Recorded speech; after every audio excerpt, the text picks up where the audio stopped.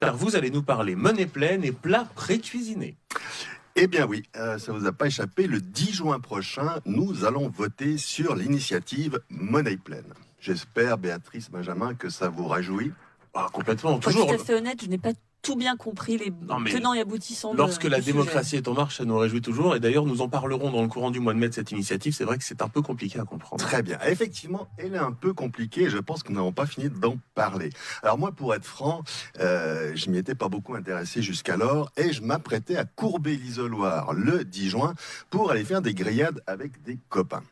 Vous savez, on dresse une table dans le jardin, on met du vin au frais et on passe la journée à manger des choses délicieuses, à picoler, à se dire que les femmes sont belles et que nos enfants sont formidables. Avec modération, je précise. Toujours, vous me connaissez.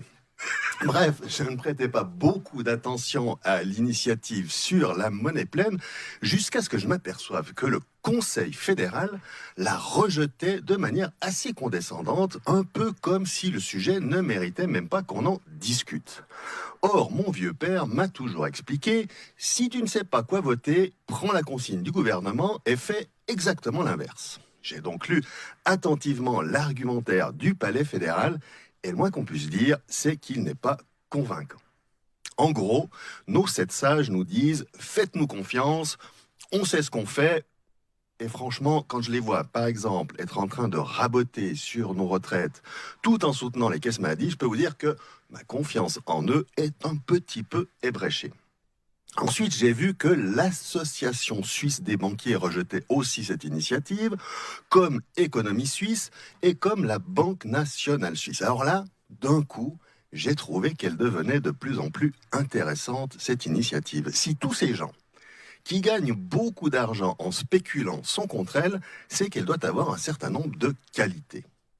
Ensuite, cerise sur le gâteau, je me suis également aperçu que tous les partis politiques étaient eux aussi contre l'initiative. Alors là, je me suis dit qu'il fallait vraiment s'y intéresser. Si le landerneau politico-économique s'oppose à une initiative, c'est que celle-ci doit comporter des éléments gênants pour les petites combines entre amis auxquelles ces gens sont habitués. Je me suis donc renseigné, j'ai lu des textes ardus, je me suis plongé dans des problématiques bien moins attrayantes que celles qui concernent les apéros entre amis. Alors, pour l'heure, je n'en suis qu'au début, il faut encore que je débroussaille le sujet, mais j'ai déjà appris quelque chose qui m'a un peu alerté. L'initiative Monnaie pleine veut que cesse la création artificielle d'argent par les banques commerciales privées. Ainsi, mes amis, il y a en Suisse de l'argent artificiel en circulation, et ceci en toute légalité. Si j'ai bien compris, c'est dû au fait que les banques prêtent plus d'argent qu'elles n'en ont, qu'elles prêtent de l'argent qui n'existe pas. Elles peuvent le faire parce que tous leurs clients ne demandent pas à récupérer leur argent en même temps.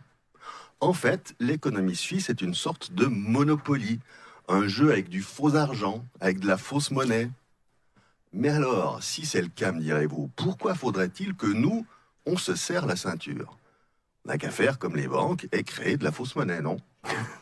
Je vais désormais essayer d'appliquer les principes que défendent notre gouvernement, l'économie et tous les partis politiques suisses et fabriquer moi-même l'argent nécessaire au paiement de mon assurance maladie et de mes impôts. Quand on fait des grillades avec les copains, il y a un truc qu'on évite à tout prix, c'est les plats pré-cuisinés industriels. Les salades sous vide, vous savez, pré-coupées, la sauce déjà toute préparée, etc. Parce que la nourriture industrielle, c'est comme l'argent créé par les banques commerciales privées. Ce n'est qu'une illusion. Une illusion de nourriture d'un côté, une illusion d'économie de l'autre. Les plats pré-cuisinés industriels, comme l'économie spéculative, sont des trompe-l'œil, des faux semblants, dont le seul but dans les deux cas est d'enrichir une caste qui se fiche éperdument du bien-être des citoyens. Les plats pré-cuisinés sont trop gras, trop salés, trop chers, et ils ne sont pas bons au goût, pas bons pour la santé. Eh bien, c'est la même chose avec une économie où la création d'argent n'est qu'un jeu comptable, une illusion bancaire. Ce n'est pas bon pour nous. Alors, bien sûr, je ne vais pas donner de consignes pour la votation du 10 juin, mais j'encourage tout le monde à y réfléchir par eux-mêmes plutôt que de faire aveuglément confiance aux autorités économiques et politiques.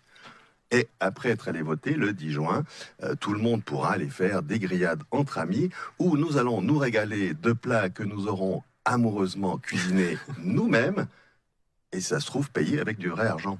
Merci beaucoup, Patrick Je vous en prie. Morier-Genoux. Une signature intégralement payée en Morier aujourd'hui. Voilà, c'est votre propre monnaie, je vous l'annonce, Patrick. Mais c'est vrai que c'est le concept même de la bourse, finalement. C'est de l'offre et de la demande. Nous, particuliers, nous donnons de l'argent à la banque pour qu'elle s'en occupe. Après, il va y avoir des prêts qui vont être faits à d'autres particuliers, de l'offre, de la demande et donc de la spéculation, du faux argent. C'est comme ça que l'économie s'effondre quand tout le monde veut récupérer son argent. Eh bien, écoutez, c'est là-dessus qu'on va vous souhaiter une très agréable journée, cher Patrick Morier-Genoux. À la semaine prochaine. À la semaine prochaine.